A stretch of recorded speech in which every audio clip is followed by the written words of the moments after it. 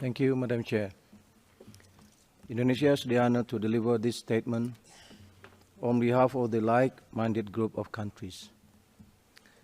The LMCs would like to thank you, the Vice Chairs, and the Secretariat, as well as the conference services, for the preparation of this meeting. We are pleased to be back for this second session on the current mandate on the protection of traditional knowledge and traditional cultural expressions. We welcome the positive progress made during the last session and could support the working methodology and the work program proposed by you for this session. The group would like also to take this opportunity to thank you, Madam Chair, for your initiative and commitment in developing a chair's text on TK and TCEs, advised by a well-represented and inclusive informal advisory body. We are of the view that a well-developed and balanced chair's text on TK and TCEs can go a long way in further narrowing gaps and bridging differences so as to promote commonalities among our long-held positions. Madam Chair, the LMC places utmost importance on the promotion of greater recognition of both moral and economic rights of traditional and cultural heritage, in particular those which pertain to traditional knowledge and traditional cultural expressions. We believe that all communities have the right to own, manage, develop, and protect the intellectual property related to their cultural heritage, and in particular indigenous and local communities around the world that have developed and preserved such traditional knowledge and cultural expressions.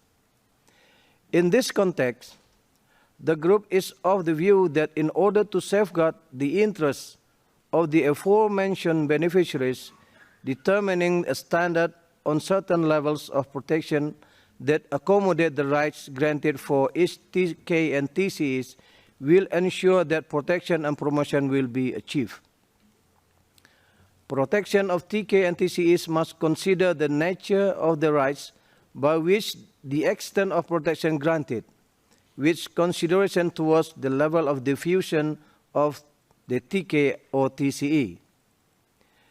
With regard to the exceptions and limitations, the group believes that they should not be extensive and provide for flexibility to be further regulated at the national level, so as to not compromise the scope of protection.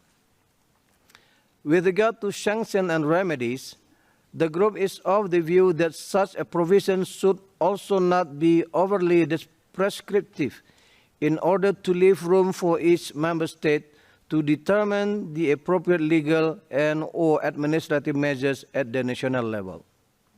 Madam Chair, the group remains hopeful that substantial progress and convergence on the core elements on the protection of TK and TCEs can be made at this current session.